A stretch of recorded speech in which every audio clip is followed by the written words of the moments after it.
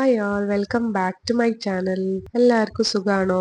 ഇവിടെ കുറച്ച് ദിവസമായിട്ട് എനിക്ക് ഒട്ടും വയ്യായിരുന്നു. വൈറൽ ഫീവർ ഒക്കെ ആയിരുന്നു. ഇപ്പോഴും കംപ്ലീറ്റ്ലി മാറി എന്ന് പറയാൻ പറ്റില്ല. വോയിസ് കേട്ടാൽ തന്നെ മനസ്സിലാവുമല്ലോ. ഞാൻ ഈ വീഡിയോ ഷൂട്ട് ചെയ്ത് എഡിറ്റ് ചെയ്ത് വെച്ചിട്ട് കുറച്ചധികം ദിവസമായി. പക്ഷെ വോയിസ് ഓവർ കൊടുക്കാൻ വോയിസ് റെഡി ആയിട്ട് കൊടുക്കാന്ന് വെച്ച് വെയിറ്റ് ചെയ്ത് നിന്നിട്ട് ഇപ്പോഴൊന്നും റെഡി ആവുമെന്ന് തോന്നുന്നില്ല. ഇനിയും വെയിറ്റ് ചെയ്ത എക്സാം ഒക്കെ അതിന്റെ വഴിക്ക് അങ്ങനെ പോവും.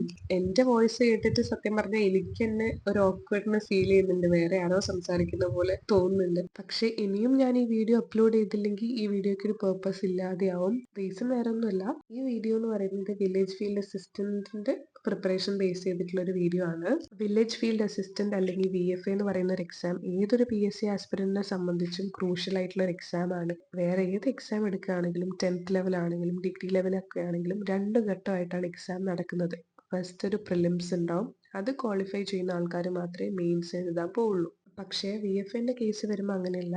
നമ്മൾ ഒരു എക്സാം എഴുതുന്നു, അത് ക്രാക്ക് ചെയ്ത് കഴിഞ്ഞാൽ ഡയറക്ട്ലി നമ്മൾ റാങ്ക് ലിസ്റ്റിലേക്കാണ് എത്തുന്നത്. പിന്നെ വേക്കൻസിക്ക് അനുസരിച്ച് നമുക്ക് ജോബ് കിട്ടും. കുറച്ചുകൂടെ കമ്പാരിറ്റീവ്ലി ഈസിയർ ആണ്. പക്ഷേ ഇവിടെ അതിനനുസരിച്ചുള്ള കോമ്പറ്റീഷനും ഉണ്ട്. അപ്പം കറക്റ്റ് ആയിട്ടുള്ള ഒരു പ്രിപ്പറേഷൻ വേണം എന്നുള്ളത് ഞാനിപ്പോൾ പറയാതെ തന്നെ നിങ്ങൾക്ക് മനസ്സിലായിട്ടുണ്ടാവും. അല്ലെങ്കിൽ ഓൾറെഡി അറിയുന്ന ആൾക്കാരായിരിക്കും മിക്കവാറും ആൾക്കാർ. VFAക്ക് വേണ്ടിയിട്ട് സ്പെഷ്യലായിട്ട് പ്രിപ്പറേഷൻ വേണോ എന്ന് ചോദിച്ചാൽ ഓൾറെഡി 10th മെയിൻസിന് വേണ്ടിയിട്ടോ അല്ലെങ്കിൽ LDCക്കൊക്കെ വേണ്ടി പഠിച്ച ഒരാൾക്ക് അല്ലെങ്കിൽ പഠിച്ചുകൊണ്ടിരിക്കുന്ന ഒരാൾക്ക് ആ ഒരു മെത്തേഡ് തന്നെ ഫോളോ ചെയ്ത് ആ സിലബസ് തന്നെ കവർ ചെയ്താൽ മതി. കാരണം അത് തന്നെയാണ് VFAക്ക് ഉള്ളത്. പിന്നെ ഡിഗ്രി ലെവലിൽ പഠിക്കുന്ന ഒരാളെ സംബന്ധിച്ച് ബേസ് ഒക്കെ മറന്നു പോകാനുള്ള ചാൻസ് ഉണ്ടല്ലോ കൂടുതൽ ഡെപ്തിലേക്ക് പോകുന്ന സമയത്ത്. അപ്പൊ ആ ബേസ് ഒന്ന് സ്ട്രോങ് ആക്കി വെച്ചാൽ മാത്രം മതി നമുക്ക് VFA ഈസി ആയിട്ട് ക്രാക്ക് ചെയ്യാൻ പറ്റും. നിങ്ങൾ ഓൾറെഡി പഠിച്ചുകൊണ്ടിരിക്കുന്ന ആളാണ്, കറക്റ്റ് ഒരു റൂട്ട് ഉണ്ടെങ്കിൽ നിങ്ങൾ ആ മെത്തേഡ് തന്നെ ഫോളോ ചെയ്തോളൂ. നിങ്ങൾ കൺഫ്യൂസ്ഡ് ആണ് അല്ലെങ്കിൽ സ്റ്റക്ക് ആണ്, മുന്നോട്ട് VFA പ്രിപ്പറേഷൻ ഒരു കറക്റ്റ് ഒരു റൂട്ട് അറിയില്ല എന്നൊക്കെ ഉണ്ടെങ്കിൽ എന്തായാലും ഈ വീഡിയോ നിങ്ങൾക്ക് ഹെൽപ്ഫുൾ ആവുമെന്നാണ് ഞാൻ വിചാരിക്കുന്നത്.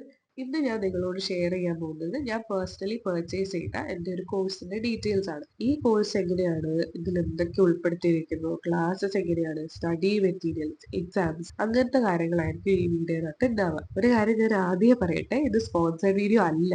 ഞാൻ എൻ്റെ സ്വന്തം പൈസ കൊടുത്ത് പർച്ചേസ് ചെയ്ത കോഴ്സാണ്. അതുകൊണ്ട് എനിക്ക് തോന്നിയ നല്ല കാര്യങ്ങളും എനിക്ക് അത്ര കംഫർട്ടബിൾ ആയി തോന്നാത്ത കാര്യങ്ങളും ഞാൻ എൻ്റെ ജെനുവിൻ എക്സ്പീരിയൻസ് ആയി ഷെയർ ചെയ്യുന്നതായിരിക്കും. ഇങ്ങനെ ഒരു ഡിസ്ക്ലൈമർ പറയാനുള്ള റീസൺ എന്ന് പറഞ്ഞാൽ ഞാൻ 1 ഇയർ മുന്നേ ലക്ഷ്യ എന്നുള്ള ഓൺലൈൻ പ്ലാറ്റ്ഫോമിൽ ഒരു കോഴ്സ് പർച്ചേസ് ചെയ്തിട്ടുണ്ടായിരുന്നു. എനിക്കുണ്ടായ ജെനുവിൻ എക്സ്പീരിയൻസ് ഞാൻ ഷെയർ ചെയ്തിട്ടുണ്ടായിരുന്നു എൻ്റെ യൂട്യൂബ് ചാനലിൽ. അപ്പൊ ആ സമയത്ത് എല്ലാവരും എന്നെ സപ്പോർട്ട് ചെയ്യുന്ന രീതിയിലായിരുന്നു അതിനകത്ത് കമന്റ്സ് വന്നിട്ടുണ്ടായിരുന്നത്.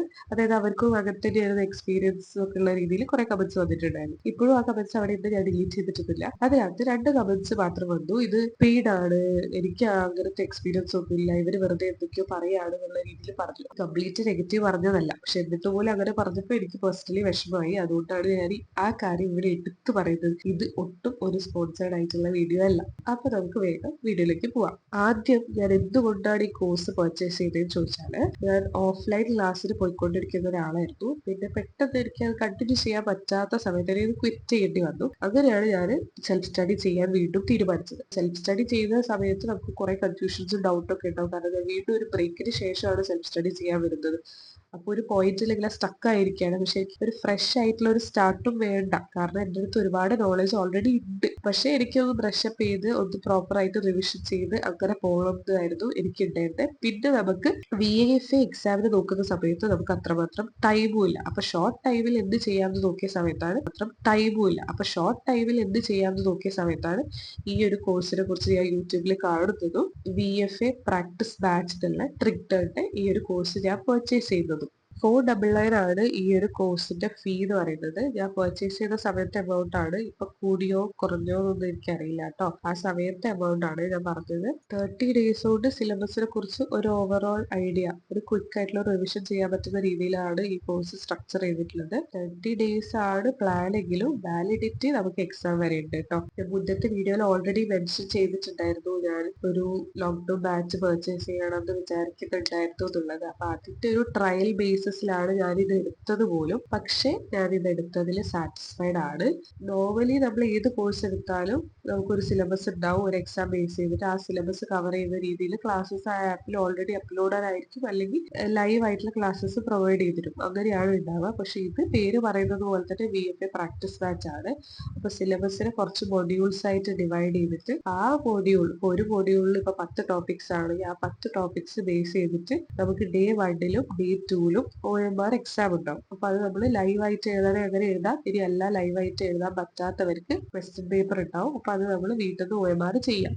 അതിനുശേഷം തേർഡ് ഡേ ഈ എക്സാം ബേസ് ചെയ്തിട്ട് നമുക്ക് കുറെ ക്വസ്റ്റ്യൻസ് വന്നിട്ടുണ്ടാവുമല്ലോ, അപ്പൊ അത് ബേസ് ചെയ്ത് എല്ലാ സബ്ജക്റ്റിന്റെയും വീഡിയോ നമ്മൾ ആപ്പിൽ വന്നിരിക്കും 3-ാം ദിവസം. അത് കഴിഞ്ഞ് 4th ഡേ 5th ഡേ വീണ്ടും അടുത്ത സെക്കൻഡ് മോഡ്യൂളിന്റെ ബേസ് ചെയ്തിട്ട് നമുക്ക് OMR എക്സാം ഉണ്ടാവും. 6th ഡേ വീണ്ടും നമുക്ക് ഇതിന്റെ എക്സ്പ്ലനേഷൻ വീഡിയോ ഉണ്ടാവും. അപ്പൊ അത് ജസ്റ്റ് വെറും ഒരു എക്സ്പ്ലനേഷൻ മാത്രമല്ല, ആ ഒരു ക്വസ്റ്റ്യൻ അത് എക്സ്പ്ലെയിൻ ചെയ്യും, അതിന്റെ ഓപ്ഷൻസ്, റിലേറ്റഡ് ഫാക്ട്, അങ്ങനെയാണ് പോകുന്നത്. അപ്പൊ നമുക്ക് ക്വിക്ക് ആയിട്ട് ഒരു റിവിഷൻ ചെയ്യാൻ പറ്റും.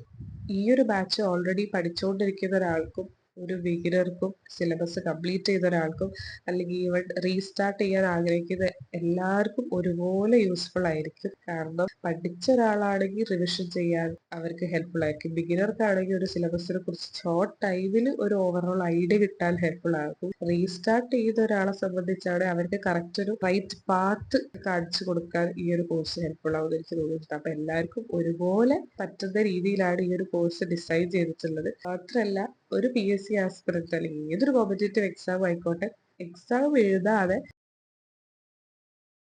പ്രാക്ടീസ് ചെയ്യുക എന്നുള്ളത് ഇമ്പോർട്ടന്റ് ആണ്. അപ്പം എന്നെ പോലെ എക്സാം എഴുതാൻ മടിയുള്ള ഒരാൾക്കും ഈ ഒരു കോഴ്സ് യൂസ്ഫുൾ ആയിരിക്കും. കാരണം അത്രയും എക്സ്പേർട്ട് ആയിട്ടുള്ള ആൾക്കാരാണ് ക്വസ്റ്റ്യൻസ് പ്രിപ്പയർ ചെയ്യുന്നത്. PYQ, പിന്നെ അതുപോലെ തന്നെ മോഡൽ ക്വസ്റ്റ്യൻസ് ഒക്കെ വെച്ചിട്ടാണ് ക്വസ്റ്റ്യൻ പേപ്പർ പ്രിപ്പയർ ചെയ്യുന്നത്.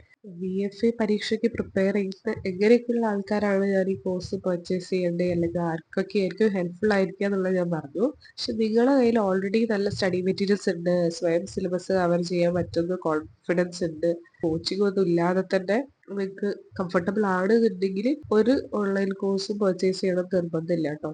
കാരണം ഏതൊരു കോഴ്സും അല്ലെങ്കിൽ പുതിയ ബുക്സ് ഒക്കെ വാങ്ങുന്നതിനേക്കാളും ഇമ്പോർട്ടൻ്റ് ആണ് കൺസിസ്റ്റന്റ് ആയിട്ട് പഠിക്കുക എന്നുള്ളത്. ഈ ഒരു കോഴ്സ് 1 വീക്ക് പ്രോപ്പർ ആയിട്ട് ഫോളോ ചെയ്ത ഒരാൾ എന്നുള്ള രീതിയിൽ ഞാൻ സാറ്റിസ്ഫൈഡ് ആണ്. ഇത്രയൊക്കെയാണ് പ്ലസ് പോയിന്റ്സ് ആയിട്ട് എനിക്ക് തോന്നിയത്. പിന്നെ ഒരു ചെറിയൊരു ലിമിറ്റേഷൻ ആയിട്ട് എനിക്ക് തോന്നിയ കാര്യം എന്ന് പറഞ്ഞാൽ, നമ്മളെ ക്ലാസ്സസ് നമ്മൾ വ്യൂ ചെയ്ത് കഴിഞ്ഞാൽ ഒരു ടിക്ക് മാർക്കെങ്കിലും ഉണ്ടെങ്കിൽ വ്യൂ ചെയ്തു എന്നുള്ളൊരു ഇത് നമുക്ക് അറിയാൻ പറ്റും. പക്ഷെ ഇതങ്ങനെയല്ല, ഓപ്ഷൻ ഇല്ല. ഓവറോൾ ആയി നോക്കുന്ന സമയത്ത് എനിക്ക് പേഴ്സണലി ഈ കോഴ്സ് വർത്ത് ആയിട്ടാണ് തോന്നിയത്. പക്ഷെ വീണ്ടും പറയാണ്, ഇത് സ്പോൺസർഡ് റിവ്യൂ അല്ല. ഇത് പേഴ്സണലി പർച്ചേസ് ചെയ്ത് ഉപയോഗിക്കുന്ന ഒരു കോഴ്സ് ആയതുകൊണ്ട് എനിക്ക് തോന്നിയ കാര്യങ്ങളാണ് ഞാനിവിടെ ഷെയർ ചെയ്തിട്ടുള്ളത്. കാരണം ആർക്കെങ്കിലും ഈ വീഡിയോ കാണുന്ന ആർക്കെങ്കിലും യൂസ്ഫുൾ ആവുകയാണെങ്കിൽ ആയിക്കോട്ടെ എന്ന് വെച്ചു. നിങ്ങൾ ആരെങ്കിലും ഈ കോഴ്സ് ഓൾറെഡി പർച്ചേസ് ചെയ്തിട്ടുണ്ടെങ്കിൽ നിങ്ങളുടെ എക്സ്പീരിയൻസ് കൂടി കമന്റ് സെക്ഷനിൽ പറയണം. എസ്പെഷ്യലി കോഴ്സിന്റെ നല്ലതും മോശവും രണ്ടും പറയാം. അത് ഈ കോഴ്സ് എടുക്കാൻ ആലോചിക്കുന്ന മറ്റുള്ളവർക്ക് കൂടെ ഹെൽപ്ഫുൾ ആയിരിക്കും. എൻ്റെ ഒരു എക്സ്പീരിയൻസ് ആയിരിക്കില്ല നിങ്ങൾക്ക് ഉണ്ടാവുക, അല്ലെങ്കിൽ എൻ്റെ ഒരു പോയിന്റ് ഓഫ് വ്യൂ ആയിരിക്കില്ല ഈ വീഡിയോ കാണുന്ന ഓരോ ആൾക്കും ഉണ്ടാവുക. അതുകൊണ്ട് നിങ്ങളുടെ എക്സ്പീരിയൻസ് കൂടി ഷെയർ ചെയ്യുകയാണെങ്കിൽ അത് മറ്റുള്ളവർക്കും കൂടെ ഹെൽപ്ഫുൾ ആയിരിക്കും. വില്ലേജ് ഫീൽഡ് അസിസ്റ്റന്റ് പ്രിപ്പറേഷൻ ചെയ്ത എല്ലാവർക്കും എൻ്റെ ബെസ്റ്റ് വിഷസ്. നമുക്ക് എല്ലാവർക്കും കൺസിസ്റ്റന്റ് ആയി പഠിച്ച് ഒരു നല്ല റിസൾട്ട് നേടാൻ ശ്രമിക്കാം. വീഡിയോ യൂസ്ഫുൾ ആയെങ്കിൽ ലൈക്ക് ചെയ്യാനും ഇത്തരത്തിലുള്ള കേരള PSC പ്രിപ്പറേഷൻ വീഡിയോസിന് വേണ്ടി ചാനൽ സബ്സ്ക്രൈബ് ചെയ്യാനും മറക്കല്ലേ. അടുത്ത വീഡിയോയിൽ കാണാം. ബൈ.